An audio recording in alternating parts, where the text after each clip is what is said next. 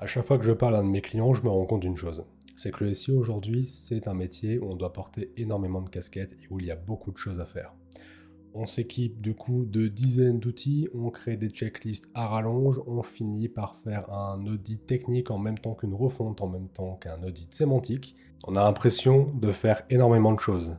Mais en réalité, on fait surtout des choses qui sont incomplètes, qui n'ont pas de vision claire et surtout pas d'objectif. Si je le dis, c'est parce que moi-même, je suis tombé dans ce piège et en fait pas qu'une seule fois. On a toujours l'impression que plus on en fait, mieux ça va aller, alors qu'en réalité, on finit par perdre de vue l'essentiel, ce qui va vraiment importer, ce qui va vraiment avoir un impact sur votre site, sur votre trafic et donc sur votre business. Et en fait, ce n'est pas du tout un problème à partir du moment où on arrive une fois de temps en temps à se recadrer, à se recentrer sur l'essentiel et sur ce qui compte vraiment. Et c'est pour ça que dans cette vidéo, je vais vous présenter 4 stratégies, ou plutôt 4 micro-stratégies, qui sont des conseils qui sont toujours valables, quel que soit votre site web, quelle que soit son ancienneté. Ce sont 4 conseils de base qu'en fait on finit toujours par oublier. Alors que vous soyez un SEO débutant qui ne sait pas trop par où commencer, ou un SEO plus expérimenté, qui est un petit peu noyé dans un processus qui est beaucoup trop lourd et finalement assez peu efficace, cette vidéo est faite pour vous. Allez, on commence tout de suite avec le premier conseil, identifier les requêtes à haut rendement. Alors ce premier conseil, il est vraiment extrêmement important, je l'ai mis tout en haut de la liste et c'est pas pour rien. Je me souviens tout simplement pas de la dernière fois où je ne l'ai pas conseillé à un de mes clients, pour vous dire. Mais avant que je vous explique toute la démarche, il faut déjà que je vous donne une définition claire. Qu'est-ce que c'est un mot-clé à haut rendement? Alors si vous recherchez ce terme sur Google, il y a de fortes chances que vous ne tombiez sur à peu près rien. En fait, c'est un concept auquel j'ai donné ce nom. J'imagine que je ne suis pas le seul à avoir adopté ce concept et cette idée dans tout ce qui touche au SEO. Il y a beaucoup d'acteurs dans le SEO quand même. Mais je suis, je pense, le seul à l'appeler comme ça. Alors on va continuer à l'appeler comme ça, vu qu'apparemment il n'a pas de nom officiel, ce concept. Alors une requête à haut rendement, comme son nom l'indique, c'est une requête qui présente un haut rendement. Ce qui veut dire qu'en relativement peu d'efforts, vous allez pouvoir bénéficier de tous ces bénéfices. Et puisqu'on parle de SEO par bénéfice, j'entends ici évidemment du trafic. Mais comment c'est possible? On sait bien qu'un mot-clé qui est intéressant, bien souvent il est concurrentiel parce que tout le monde veut y être. Et comme il est concurrentiel, vous devez fournir beaucoup d'efforts pour y être présent. Donc c'est un petit peu contradictoire. Oui, mais le concept du mot-clé à haut rendement repose sur une chose, votre présence déjà aujourd'hui dans les SERP de Google sur ce mot-clé. En gros, un mot-clé à haut rendement, c'est un mot-clé qui est intéressant et sur lequel vous êtes déjà positionné aujourd'hui, mais juste mal placé. C'est un mot-clé, par exemple, qui est intéressant, mais où vous êtes dans le top 10, mais plutôt loin dans le top 10, par exemple 7e ou 8e. C'est un mot-clé qui, du coup, aujourd'hui ne vous apporte aucun trafic, a priori. Mais vous êtes quand même déjà 7e ou 8e, ce qui est une place trop mauvaise pour réellement vous apporter quoi que ce soit, mais franchement bonne quand on sait que 99% des autres sites web, vous les avez combattus et battus pour être devant eux. Il n'y a plus que quelques places à grappiller pour être dans le top 3, ce qui est déjà vraiment pas mal. Donc oui, d'un côté, vous n'êtes pas assez bien placé pour capter du trafic sur cette requête, ça c'est vrai. Mais d'un autre côté, il faut boire le verre à moitié plein et se dire que vous avez réussi à créer une page et un site que Google a jugé suffisamment bon pour être dans le top 10. Et ça, c'est un énorme feu vert que Google vous montre, et vous devez le prendre. Tout ce qu'il vous reste à faire, c'est déterminer ces mots-clés, déterminer l'URL de votre site qui est positionné sur le mot-clé en question, puis vous n'avez plus qu'à l'optimiser. Ajouter quelques mots-clés par-ci, améliorer un peu l'UX par-là, et surtout, basez-vous sur la concurrence, puisque vous avez déterminé un mot-clé précis, vous savez donc qui est le numéro 1, le numéro 2. Vous pouvez donc essayer de les copier, déterminer en quoi elles sont meilleures que vous, et donc vous pourrez vous améliorer vous-même. Et donc, en relativement peu d'efforts, vous faites passer une de vos pages qui est dans le top 10, mais plutôt bas dans le top 10, à une page qui peut-être va atteindre le top 3 et donc vous apporter beaucoup plus de trafic, en donc relativement peu d'efforts. C'est pour ça que c'est un mot-clé à haut rendement. Alors vraiment, cette stratégie du mot-clé à haut rendement, je la recommande à absolument tout le monde dès lors que le site a un minimum de volume et que ces mots-clés-là existent. Effectivement, sur les vraiment tout petits sites, c'est très compliqué d'avoir ce genre de mots, puisqu'en général, on est à peine indexé sur une poignée de termes. Mais sur des sites un petit peu plus gros, et notamment sur des e-commerce, on a énormément de mots-clés comme ça, sur lesquels on finit par être indexé sans même s'en rendre compte, en fait. Et c'est vraiment une immense opportunité de les repérer et de les travailler. Pour trouver ces mots-clés, rien de plus simple, vous pouvez évidemment scroller la Google Search Console, vous trouverez la liste de tous les termes sur lesquels vous êtes indexé, mais je vous conseille plutôt de vous orienter vers SEMrush. Vous pouvez simplement analyser votre propre domaine, voir la liste de tous vos mots-clés, vous filtrez pour n'afficher que les mots-clés dans lesquels vous êtes dans le top 2, dans le top 3, dans le top 4. Moi, je vous conseille d'aller piocher dans les mots-clés sur lesquels vous êtes entre la 3e position et la 10e, on va dire. Et en plus de ces mots-clés et de votre position, vous avez précisément l'URL de votre site qui se positionne sur ce mot-clé-là. Donc, vous avez vraiment toutes les cartes en main pour améliorer les bonnes pages de votre site et leur faire grimper comme ça les ultimes positions qui vont vous faire gagner vraiment beaucoup de trafic en peu d'efforts. Le deuxième conseil, repérez les requêtes fortes et comparez-vous à la concurrence. Le SEO, c'est un champ de bataille et même si vous ne participez pas à la guerre, il faut mieux savoir ce qui se passe sur le front. De manière générale, vous devez être capable de toujours pouvoir répondre à 4 grandes questions. Quels sont les mots-clés les plus concurrentiels dans ma branche, donc à savoir les mots-clés les plus intéressants?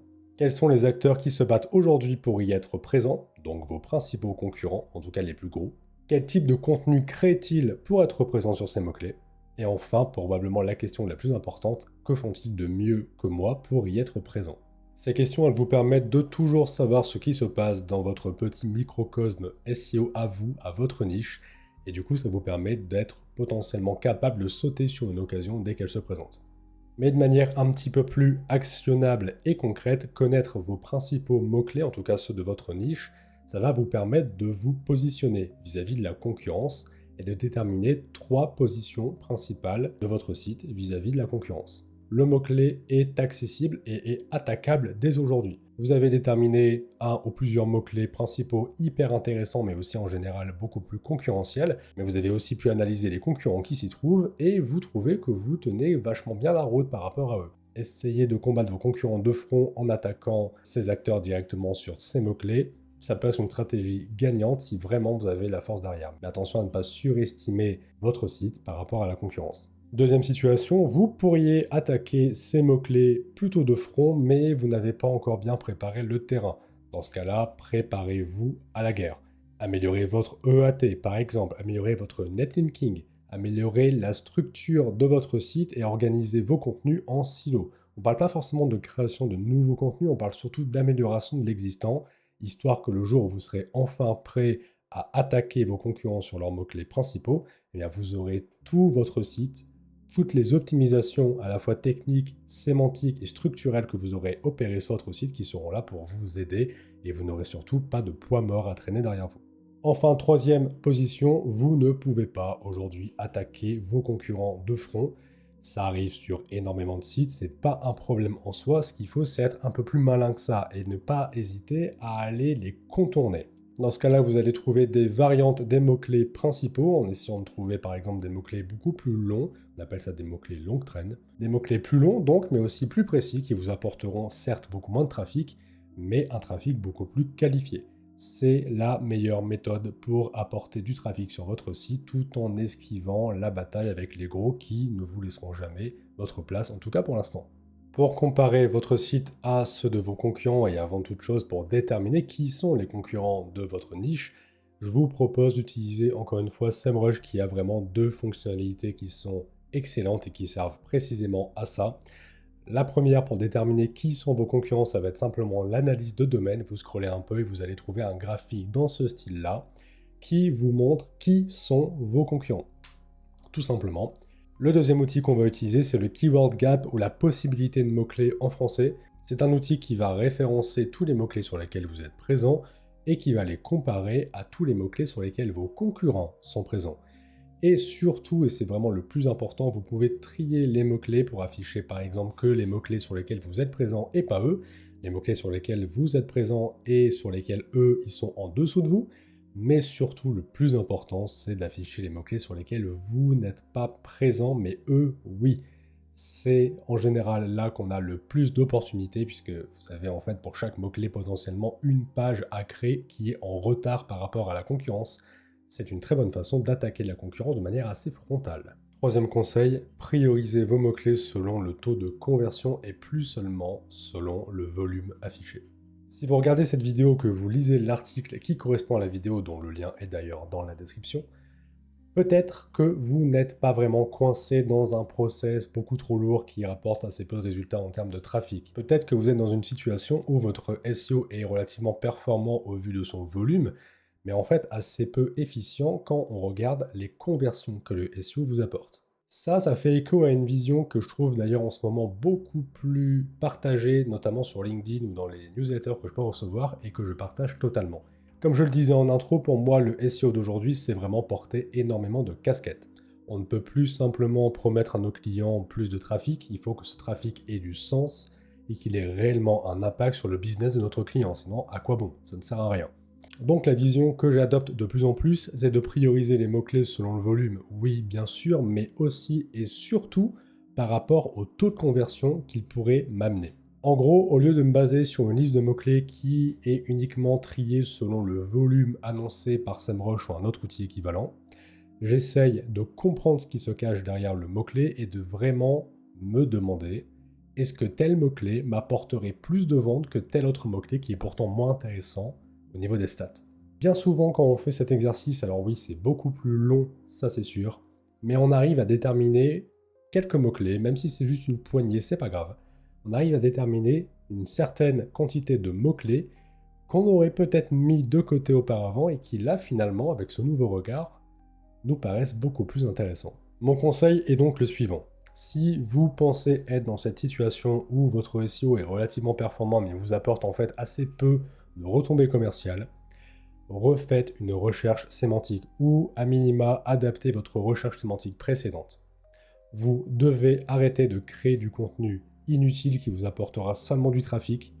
Vous devez vous concentrer de plus en plus sur des mots-clés qui sont porteurs de trafic, oui, mais aussi potentiellement porteurs de vente, de conversion. Retriez vos mots-clés, refaites une recherche sémantique si nécessaire, et vous verrez que ça va vous donner tout un tas d'angles différents pour traiter des sujets qui sont très intéressants dans votre niche. Donc même pour votre motivation personnelle, ça va avoir un très gros impact positif. Évidemment, essayez de vous orienter vers des mots-clés plutôt du style avis, conseil, comparatif. Tous ces mots-clés que l'on range habituellement dans une intention de recherche dite commerciale. Et si vous ne savez pas de quoi je parle, je vous mets un lien vers un article qui traite de tous les types d'intentions de recherche directement en description.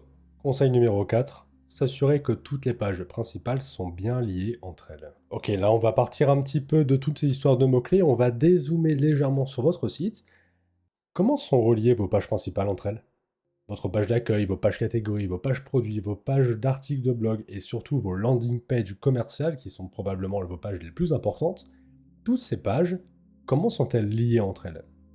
Si elles sont liées entre elles que par votre menu, on part mal. Et je vais vous expliquer un truc. En fait, quand vous créez un lien entre deux pages, vous allez améliorer votre site à 3 échelles.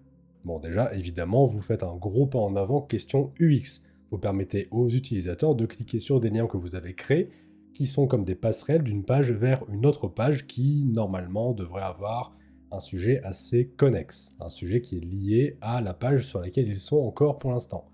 Donc déjà, côté UX, c'est un gros bon point. Donc ça, toute la partie UX, c'était la première étape, le premier échelon d'amélioration de votre site grâce aux liens. Mais si on parle surtout de SEO, alors quel impact ça a de relier deux pages entre elles? Bon, déjà, il y a l'impact assez direct, ce sont les mots-clés, oui, encore eux. Les mots-clés sur lesquels vous allez positionner votre lien ont une importance pour le positionnement de la page d'arrivée du lien. Et oui, si vous êtes en train de positionner des liens sur un bouton intitulé En savoir plus, vous êtes en train de dire à Google que vous voulez être plus présent sur le mot-clé En savoir plus. C'est pour ça qu'il faut vraiment bannir cette pratique à tout prix, s'il vous plaît. Vous allez plutôt essayer de caler vos liens sur des termes qui sont vraiment intelligents, qui sont vraiment réfléchis en amont et qui ont un lien direct, une relation directe avec le sujet de la page d'arrivée du lien. Ça, c'est quelque chose de très important et c'est pourtant quelque chose de très souvent oublié. Donc ça, c'était pour parler de la partie amélioration sémantique grâce aux liens. C'était donc la deuxième étape. Et maintenant, le troisième échelon d'amélioration de votre site grâce aux liens, c'est au niveau de l'architecture totale de votre site. Et c'est vraiment elle la plus importante. C'est aussi celle qui va demander le plus de travail, mais vous pouvez aussi faire une variante beaucoup plus simple, je vous rassure. Concrètement, ce que ça veut dire, c'est que en liant des pages entre elles, vous allez dire à Google que ces deux pages ont des sujets qui sont assez connexes, assez proches les uns des autres. Bon, ça, je viens de le dire, vous le savez. Mais si on analyse les choses en dézoomant un peu et en regardant les liens de toutes vos pages entre elles, on devrait voir et on devrait déterminer assez facilement des sujets, des grandes thématiques que vous allez explorer dans votre site. Chacune de ces thématiques devrait être un ensemble de pages liées entre elles sous la forme de silos. De silos même relativement hermétiques par rapport aux silos d'à côté. Si ce n'est pas le cas, essayez de réfléchir à une architecture différente de votre site. Une architecture où chacune de vos pages ne serait liée qu'à des pages sœurs, des pages mères ou des pages filles, c'est-à-dire des pages soit qui sont au même niveau qu'elles et qui parlent d'un sujet connexe ou complémentaire. Les pages mères, ce sont les pages qui sont plus haut dans l'architecture de votre site, qui traitent souvent de mots-clés un peu plus larges. Et les pages filles, ce sont les pages qui sont plus loin dans l'architecture et qui traitent souvent de mots-clés très longs, donc très précis. On devrait comme ça avoir un ensemble de pages à la fois de sujets beaucoup plus larges et de sujets beaucoup plus précis, mais qui parlent toutes de la même grande thématique, qui sera donc la thématique de votre silo. Si vous parvenez à créer une architecture de ce style-là, alors bien évidemment, vous allez avoir beaucoup d'avantages sur le plan SEO, en donc relativement peu d'efforts, même si là, attention, je préfère vous prévenir, la vraie stratégie consiste à vraiment réfléchir en amont de votre création de contenu à cette architecture, donc ça demande vraiment beaucoup de travail, mais comme je vous l'ai dit, vous pouvez déjà tenter d'améliorer votre site aujourd'hui en faisant les quelques améliorations dont je viens de vous parler. On vient de finir avec les 4 conseils de cette vidéo, mais j'ai un dernier conseil à vous filer. Grâce à ce dernier conseil, vous allez pouvoir éviter de retomber dans les checklists à outrance, dans les processus beaucoup trop lourds, beaucoup trop compliqués, qui en fait n'ont pas beaucoup d'efficacité. Ce conseil, il est vraiment tout simple. Concentrez-vous sur l'essentiel. Se concentrer sur l'essentiel, c'est surtout une méthode en fait. Il faut toujours se poser la même question au moment où vous êtes en train ou sur le point de faire quelque chose. À quoi ça sert ? Normalement, tout ce que vous faites sur votre site ou dans votre marketing digital, en fait, de manière générale, tout ce que vous faites doit avoir un lien direct et doit vous permettre de réussir un objectif que vous vous êtes fixé. Si vous créez du contenu pour créer du contenu et pour respecter un planning, vous êtes en train de faire fausse route, vous êtes en train de vous épuiser à faire quelque chose de vraiment pas très utile. Et en fait, tout ça, je l'analyse dans ma précédente vidéo qui se trouve juste ici. Je vous laisse aller la voir, elle est assez niche, c'est vrai, mais je pense que dedans, il y a quelques bons conseils qu'on devrait tous suivre, que vous soyez dans la création de contenu, dans le SEO ou dans n'importe quel autre métier lié au marketing digital. Je vous laisse aller la voir. Si cette vidéo vous a plu, n'hésitez pas à me mettre un like et un commentaire, ça fait toujours hyper plaisir, je réponds toujours hyper vite si vous avez des questions. N'hésitez pas non plus à me contacter sur l'agence-octopus.fr/contact ou directement sur WhatsApp, où j'accepte tous les types de messages, y compris vos messages vocaux. Pour vous tenir informé et essayer de rester focus sur l'essentiel, j'ai ma newsletter dont le lien se trouve toujours en description. Une fois par semaine, un email, aucune pub, c'est promis. Et jusqu'à la prochaine vidéo, je vous souhaite de bonnes optimisations et surtout de très bonnes premières positions.